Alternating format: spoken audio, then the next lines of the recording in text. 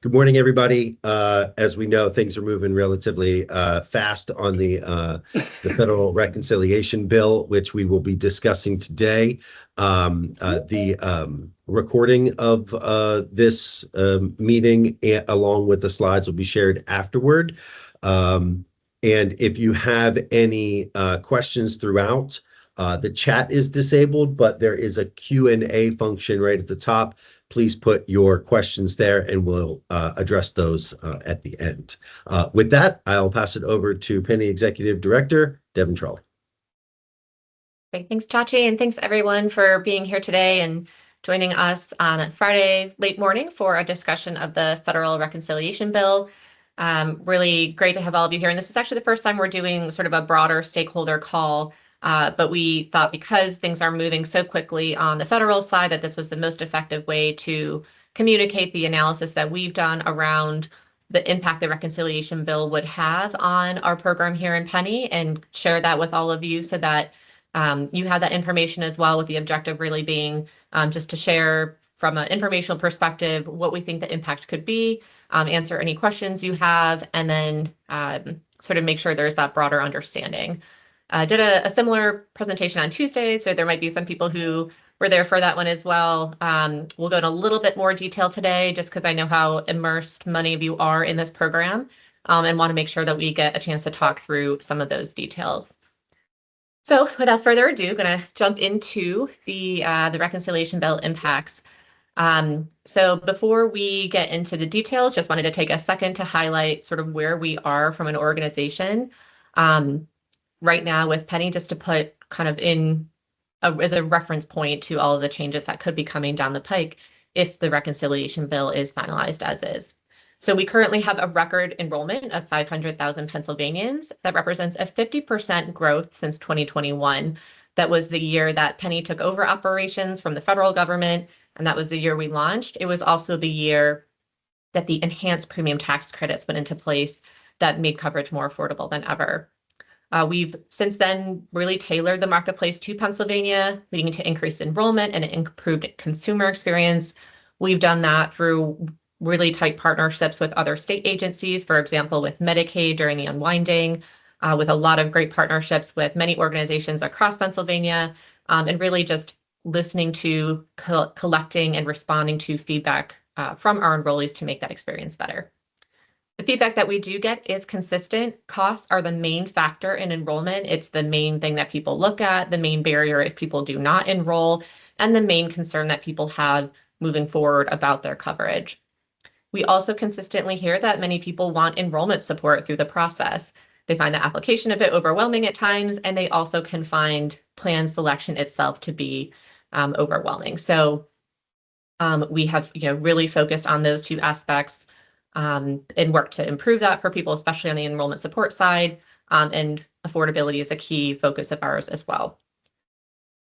So with all of that context in place, wanted to talk about the reconciliation bill, which has really negative impacts to all of these pieces and really could reverse a lot of the improvements that we've made in the past several years.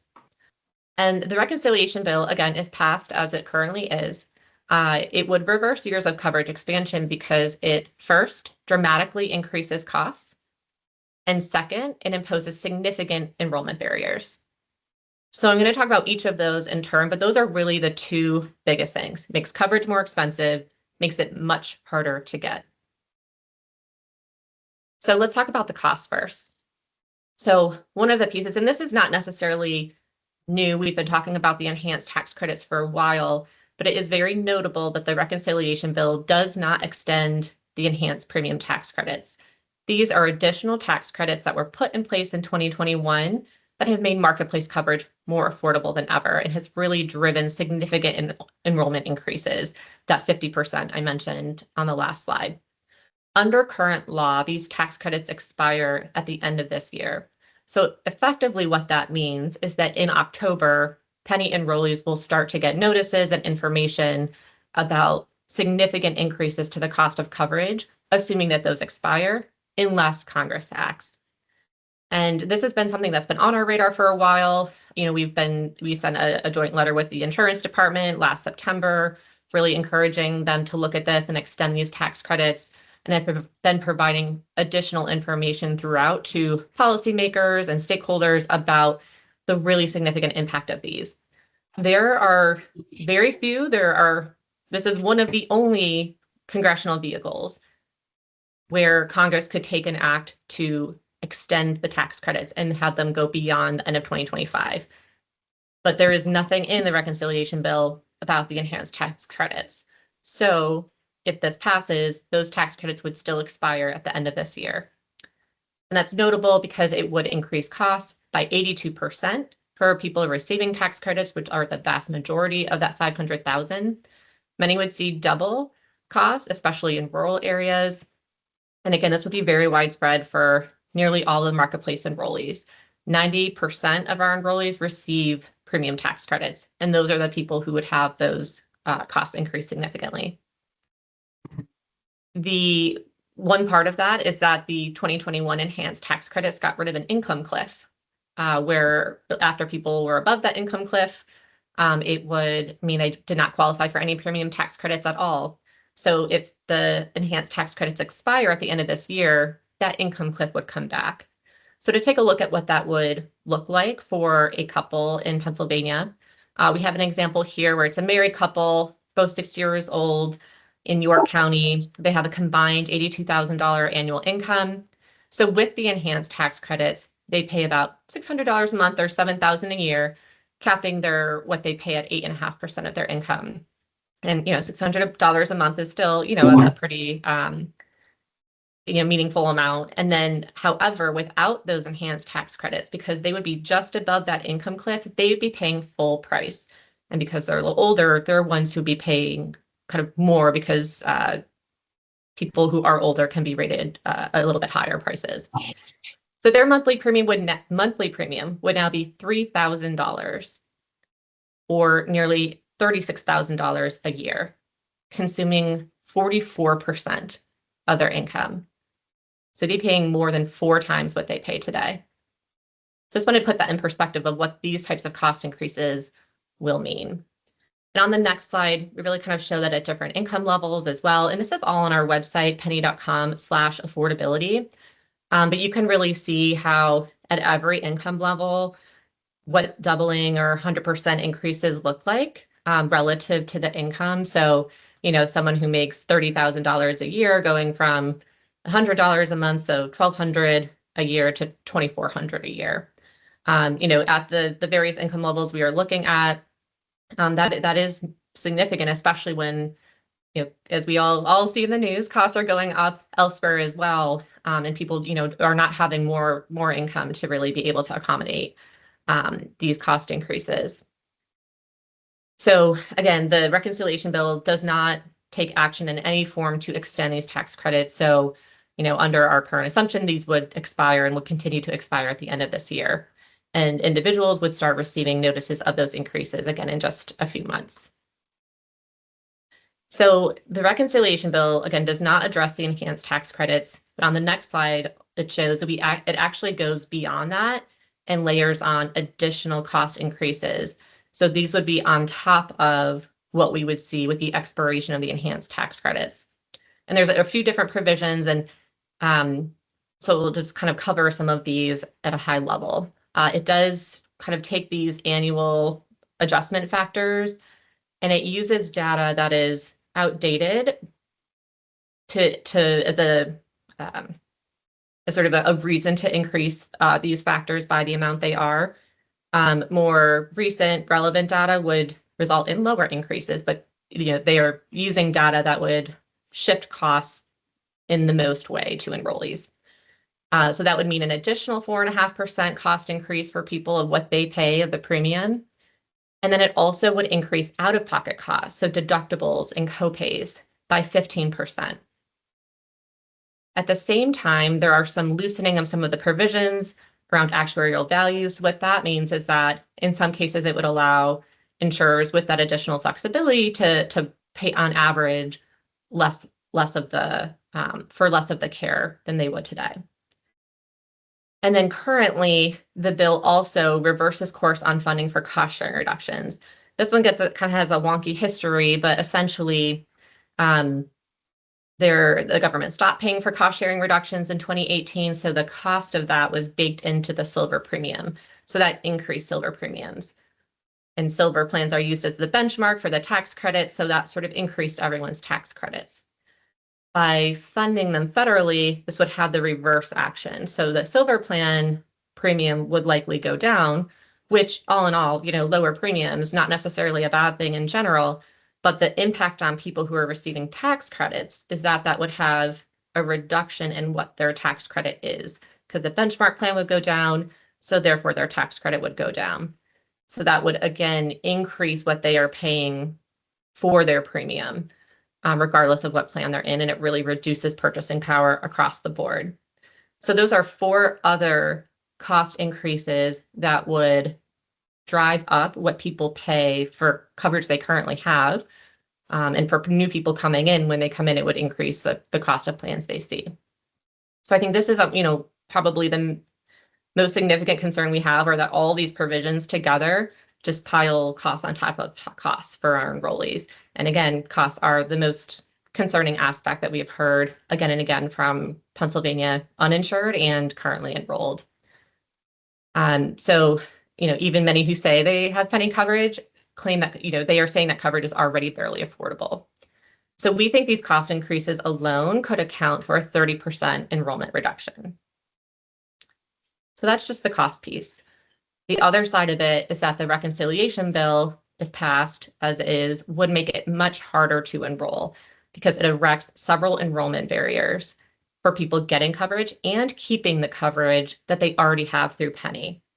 And it does this in a couple of different ways that I'll cover. So one is that the reconciliation bill provisions create major new paperwork that replace more efficient and effective electronic processes that are already in place. One of the largest provisions that we think will have a major impact on Pennie is something called pre-enrollment verification. That was a new provision introduced. And what it does is it says that every consumer, every time they come in to enroll or make an update to their application, they have to provide manual documents for the key eligibility categories. So that's income, citizenship, immigration status, household size, etc. So to put that in context, what we do today is when people come in, they apply, they provide us with this information. We, in real time, electronically verify that eligibility information with federal data sources. So for example, we verify citizenship with the Social Security Administration. We verify immigration status with Homeland Security and income and household size with the IRS. So it's a very effective way we are using source of truth data to verify the information someone provides on an application. This process would be, for many people, replaced where they would have to provide that documentation directly. We would have to manually review that, and it would significantly increase the amount of effort it takes to apply. It would reduce and add time to how long it would take for us to review documents, so therefore add time to the process. And it would really create for a much less effective and less efficient process to verify information that, again, we already verify. So this has really significant impacts to both new and current enrollees. So for current enrollees, this would effectively prohibit auto enrollment, which in the last open enrollment period, 65% of our enrollees were carried over from the prior year. Again, at auto renewal, we check all the core eligibility information. If it checks out, we carry people forward. If it doesn't, they have to provide additional documentation. So, as many in the insurance industry know, auto enrollment is a very common standard practice, both in the insurance industry and in other government programs. And this would be taking away the marketplace's ability to automatically enroll people that we know are eligible. They're eligible today. We verify their information. We know they're still eligible moving forward. That would require every single person to come in every open enrollment, to take a series of steps to provide their documentation, to verify that they are still citizens, and all the other information as well. The other part of this is that this provision would remove conditional eligibility. And what that means is, right now, when someone comes in, if they say, hey, I lost my job, I lost my coverage, and I think I'm going to make $50,000 next year. And we check IRS and we say, oh, but it looks like you made 80,000. But again, that's the income from the job that they just lost. So they would have to provide documentation to us to explain why the income is lower than what we checked. But they receive tax credits and coverage in that time period. They have 90 days to provide that information. That whole time period, they get the tax credits that we have determined based on that 50,000, and they're able to get coverage pretty much immediately in order, based on effective dates, in order to have continuity of coverage, continue getting access to doctors they need, prescriptions they need, et cetera. And then only after that period, if they did not verify, that's when we would turn off the tax credits or terminate the coverage. So what this new provision does is it says people can no longer receive those tax credits in that period where they're providing documents. They would have to pay full price. So right now, for example, someone might pay $100 instead of $500. Now it's saying they'd have to pay the full $500 to have that coverage in effect for that month 1 or 2 or however long it takes to provide documents and verify them. And then only once that verification happens can that premium go back down to, say, $100. So, there are really some inherent challenges with this, especially for certain populations. So, for example, for newborns, there's paperwork that comes through with birth certificates and social security cards, but sometimes that takes weeks or, over a month for those documents to come in. So effectively, this would require the family to pay full price for that coverage while they are waiting for those documents to come in to verify the newborn's eligibility. I think, many who work with many of our enrollees are low income, low middle income, paying $500, $600 a month or more for family coverage at full price is really not possible for many. So this would present an upfront enrollment barrier. Again, if they miss their open enrollment window or special enrollment period window, well, because they're waiting for documents, they would effectively be locked out all year if they weren't able to pay that full price. So we think the combination of these factors, again, it's affecting both new and current enrollees, presents really major process barriers. And then, when looking at the conditional eligibility, cost barriers as well to getting coverage. Not to mention that it would have a huge operational burden, both for individuals and for the individuals, but also for Pennie, because we would have to put a lot more cost behind that. And we can talk about some of the operational impacts in a few minutes. Interestingly, a lot of these provisions are aimed at lowering federal costs or addressing perceived vulnerabilities and fraud, waste, and abuse. In this case, having people provide a document instead of relying on the trusted source of truth actually, we think, would increase the risk of fraud. So we have a lot of concerns with this provision in particular. Again, this is the pre-enrollment verification provision that would require essentially providing documents manually and manual review of those documents for almost all enrollments. So on the next slide, there are a few other enrollment barriers to go through. The bill also reduces open enrollment periods and reduces enrollment periods in general and shortens open enrollment. A lot of these are similar to the proposed rule. If people were familiar with the proposed rule that CMS put out, a lot of these were borrowed over, I'd say the one on the slide before this on pre-enrollment verification, that was nowhere in the proposed rule. So that was a brand new provision. But just to share some of the concerns we have with shortened enrollment periods that we also provided in our letter to the proposed regulation, is that it would shorten Pennie's open enrollment period by a month. So right now we end on January 15th, and it would make us end on December 15th. So cutting off a whole month of enrollment. So that would really put a huge strain on our ability to provide customers good service.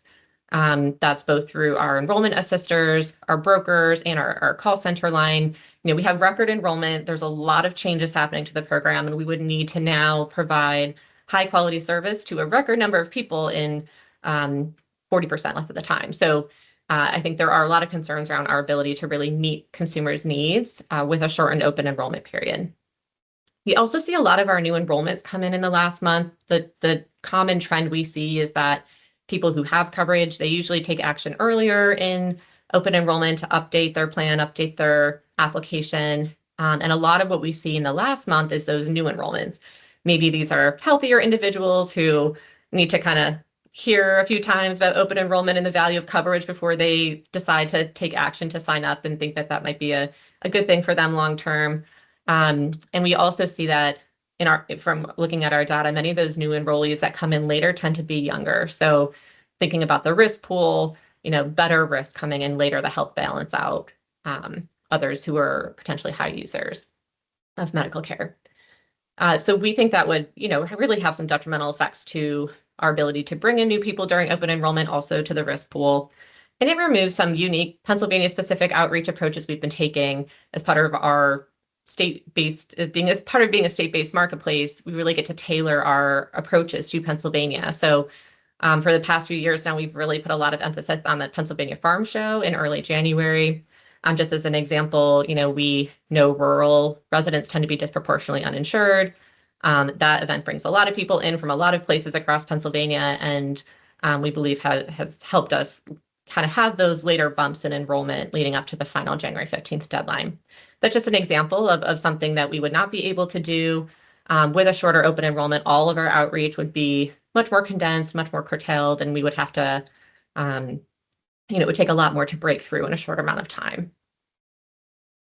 The reconciliation bill also cuts eligibility for lawfully present individuals. So these are people who have immigration statuses that are deemed lawfully present under Homeland Security. They have had eligibility for marketplace coverage and tax credits since the marketplace was opened in 2014. The reconciliation bill changes the definition and carves out many lawfully present individuals from being able to receive tax credits.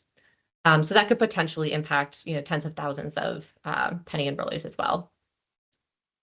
And I also wanted to mention that, there's been a lot of talk and focus on the impacts to Medicaid under the reconciliation bill. Part of that comes from work requirements where people have to, verify that they meet certain requirements in order to get Medicaid. There is a specific provision in the reconciliation bill that says that if people do not meet these new requirements in Medicaid, and so they're denied, they would not be able to come to the marketplace and get coverage with tax credits. So it essentially lock out anyone denied Medicaid due to work requirements. Right now, as many people know, we pick up where Medicaid leaves off based on income. So for people who make too much for Medicaid, they come over to Pennie. We can find them a plan with often a lot of tax credits. And so that Medicaid denial really indicates to us that they could be eligible for marketplace coverage. But here, again, people who do not meet those requirements in Medicaid would not be able, that denial would not allow them to get marketplace coverage with tax credits. So just wanted to highlight that as well as kind of how some of these provisions work together. So on the next slide, just wanted to provide a little bit more about kind of our analysis around the what has been communicated as some of the origins of some of these policies. One, we all read the news, reducing federal costs has been a main driver in the reconciliation bill. And I think it's just really important to note that the cost savings associated with these provisions are not because they're improving the market or improving the healthcare system somehow. These savings come purely because they are shifting costs to enrollees, and they are counting on on coverage loss from the cost increases and red tape. And again, echoing a point I said earlier, it's likely that only those with the highest health needs would be able to persist through these cost increases and the red tape, which would have a broader impact on worsening the risk pool and increasing rates for everyone. And then the other reason that, and this was especially explained in the program integrity rule, that has been used as a justification for a lot of these policies is claims of fraud, waste, and abuse of people who are not eligible getting coverage through the marketplace. And I also just wanted to highlight here that a lot of the data driving those concerns are data from a small number of states. And Pennsylvania is not one of those states. So a lot of these provisions that are aimed at addressing these are addressing problems that we don't have here because, we have really paid attention to making sure that our program integrity posture is strong. And we believe that program integrity is important to avoid things like this where, in places where there is concerning data, and it's sort of driving some of these policies. But specifically in Pennsylvania, the impact is that, we're feeling the negative impacts of these provisions without really addressing a problem that we have. So they would add barriers without really any program benefit for Pennsylvania. And then overall, on the next slide, we'll just talk through the enrollee impacts. So we think at a minimum, a 30% loss of coverage is expected. So, earlier I mentioned that cost increases alone could cause 30% coverage loss, and then you add all the barriers on top. So there might be some overlap between those populations of, they see the red tape and the cost increases, and they decide it's not possible for them to maintain or get coverage. But we think in a worst case scenario, really looking at the most strict implementation of all of these provisions, is that Pennie could lose around 50% of our enrollment. When we look at the provisions together, we see numbers like 270,000 Pennie enrollees that would go from being insured to going uninsured in Pennsylvania. And beyond that, all 500,000 Pennie enrollees would experience higher costs and red tape because of these provisions. And uninsured numbers at that scale, kind of shifting from insured to uninsured, we think have broader impacts on stakeholders, the healthcare system in general, and Pennie in general. So higher uninsured rates would further strain hospitals and doctors across PA. And many are probably very familiar with the dynamic in Pennsylvania, where many rural hospitals are already especially financially strained, and adding on top of higher uninsured rates on top of that could be very problematic, especially in combination with the expected coverage loss from Medicaid. We have a lot of small business owners who get their coverage through Pennie. So thinking about this population for a minute, what we've heard from several small business owners that we've talked to directly is that there's a direct trade-off between what they put into their business and what they pay for health insurance. So the more they pay for health insurance, that means money they're not putting into their business, or that they have to take out, or that they have to increase costs of goods and services in order to absorb the types of cost increases we're talking about. So at a large scale, that could have an impact on local economies. There would be implementation costs on marketplaces, insurers, other partners with potentially very short timelines. And then there would also be ongoing operational costs over time to try to provide the more concentrated support during open enrollment, and also the significantly higher number of verifications we would have to do. And we would expect a lot of that to result in higher numbers of appeals as well. And just to put that also in terms of Pennie's operating budget and our ability to continue to operate meaningfully, reduced enrollment, we are user fee based on enrollment. So when enrollment goes down, our budget goes down. So that would further constrain our ability to meet consumer needs during this time of a lot of change, because we would be seeing our enrollment, our revenue drop, while needing to increase costs to do implementation and support consumers. And then also, just one more broader impact is part of our budget also goes to the state portion of reinsurance. And reinsurance is a program run by the insurance department that helps lower rates across the full entire individual market, whether people are enrolled in Pennie or not. If we have significantly less money to work with, we would also be less effective in helping lower rates through reinsurance. So wanted to walk through all those different pieces. Again, I think each provision on its own, what we see is that there's a lot of sort of provisions here and provisions there, and each on its own has its own impacts. But when you look at it collectively, the significance of the cost increases and the significance of the enrollment barriers, there's no way this is not going to have a really drastic impact on our enrollment and the ability of Pennsylvanians to, again, not only get coverage when they need it if they lose their job or other pieces like that, but even just keep the coverage that they already have today through Pennie.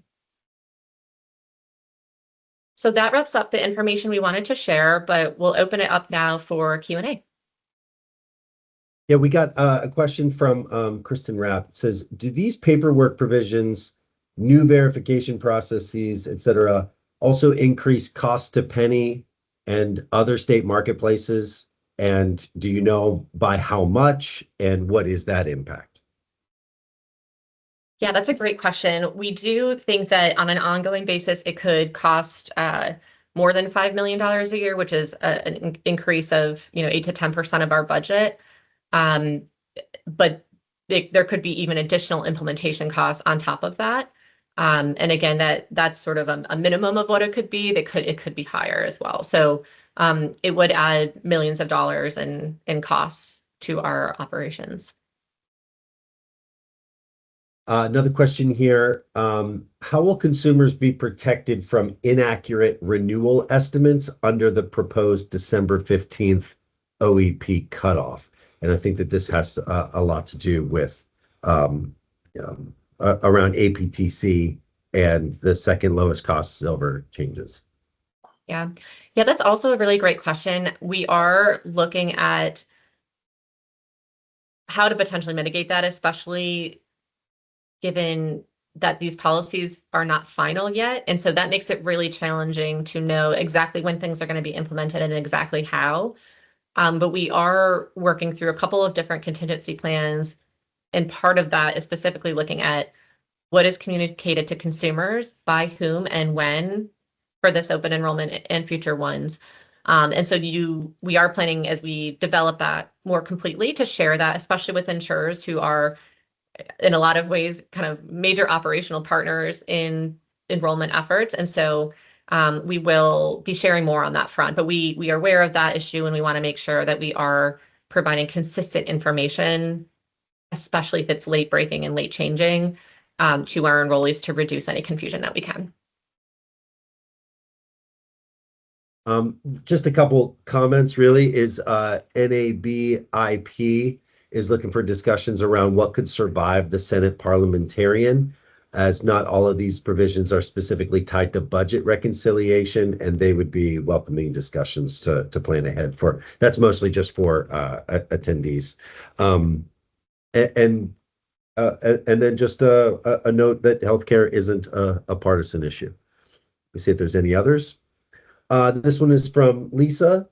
How long are consumers locked out of APTC credits if they do not meet work requirements for Medicaid? Just until they can show work requirement tax forms?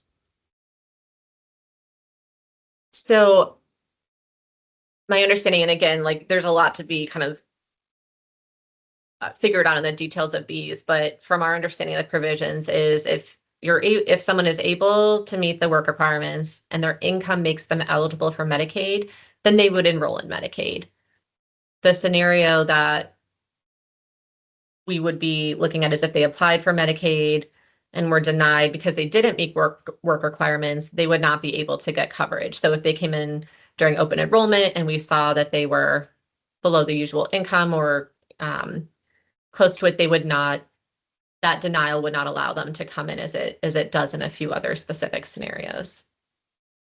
So that would be a complete lockout. There's not really a time factor to it if they would be locked out for a few months. It's if they don't meet the requirements for Medicaid and they're under income for Pennie coverage, they would just not be able to get tax credits at any point.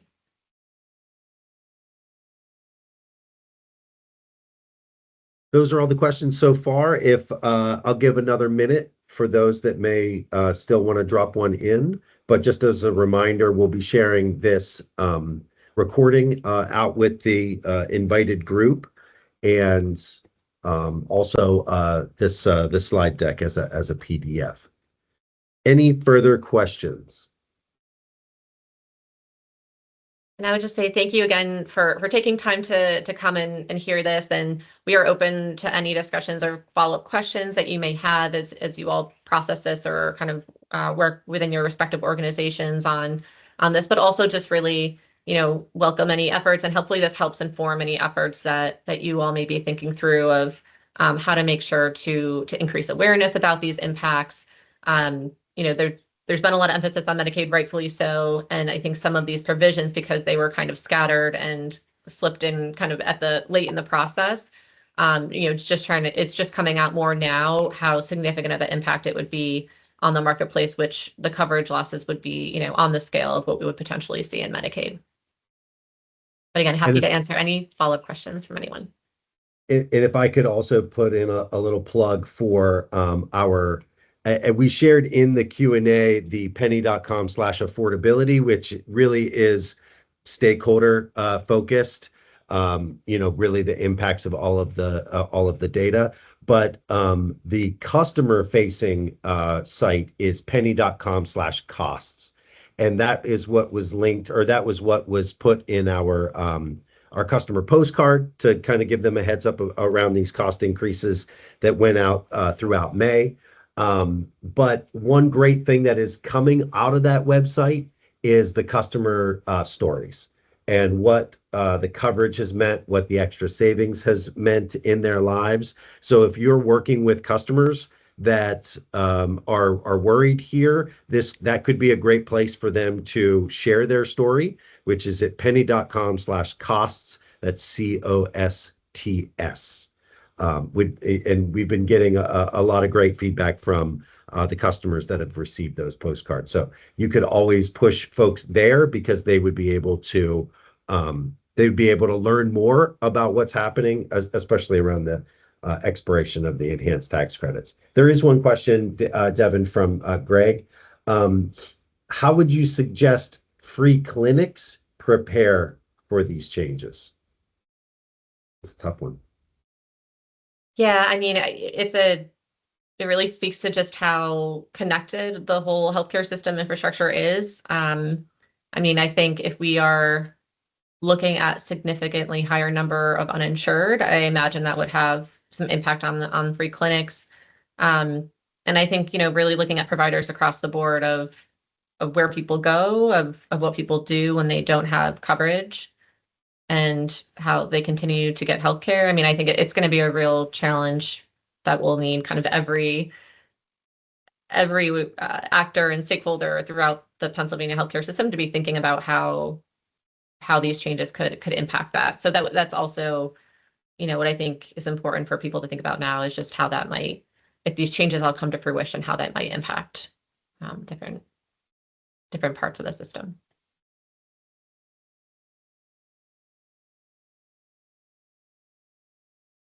All right. Well, if there's no further questions, we'll wrap things up. Appreciate everyone's participation and joining the call, and be on the lookout for the recording and the PDF. Thank you, everyone. Thank you.